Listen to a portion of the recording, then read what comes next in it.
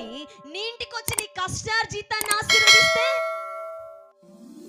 నీ ఇంటికి వచ్చి నీ చేతి పనిని సేవకుడు ఆశీర్వదిస్తే, నీ ఇంటికి వచ్చి నీ పొలాన్ని ఆశీర్వదిస్తే, నీ ఇంటికి వస్తే నీ ఇంట్లో ఏముందో దాన్ని ఆశీర్వదిస్తే,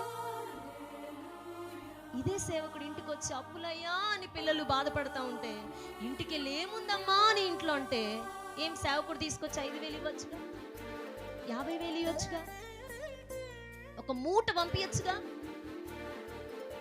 నీ దగ్గర ఏముందంటే, ఇంత కుండలో నూనె ఉందయ్యా, నూనె కుండ ఉందయ్యా అంటే, తీసుకురా పట్టుకుండ్రా, దాన్ని నేను ఆశీర్వదిస్తాను.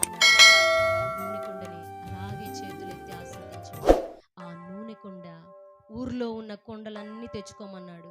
ఆ ఆశీర్వదించిన నూనె కొండలో నుంచి నూనె పోయడం ప్రారంభించాడు.